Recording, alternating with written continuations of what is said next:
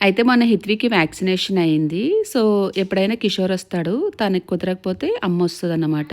But ఏంటంటే ఆడపిల్లలు father అంటే ఒక ఎమోషన్ ఉంటుంది. అందులోని హిత్వి గాడికి వాళ్ళ నానంటే బాగా ఇష్టము.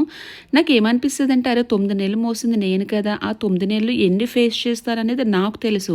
ఆ బిడ్డ బయటకొచ్చే వరకు తెలియని ఒక ఫీల్, ఒక భయం ఉంటది ఒక తల్లికి. అలాంటిది బయటకొచ్చిన తర్వాత అందులోని ఆడపిల్లలు ఎక్కువ ఫాదర్‌తోనే ఉంటే తెలియని ఒక ఫీల్ ఉంటది.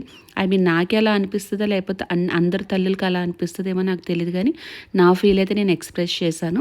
అయితే వ్యాక్సినేషన్ అయిపోయింది కదా! రోజు మూవీకొచ్చాం. పూర్వీకి ఎప్పటినుంచో మూవీ తీసుకెళ్ళమంటుందని చెప్పి వచ్చాము.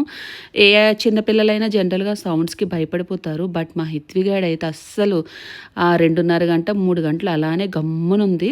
సో, ఫస్ట్ అయితే ఆళ్ళ అక్క దగ్గర మంచిగా ఒళ్ళో కూర్చొని సినిమా చూసింది. నా దగ్గర ఉండలేదు. ఇంక పడుకున్న తర్వాత నేను తీసుకున్నాననుకోండి. నేను భయపడిపోయాను ఏంటంటే, ఏమైనా సౌండ్స్‌కి డిస్టర్బ్ అయిపోతుందేమో, ఏడ్చుద్దేమో, ఎలారా బాబు!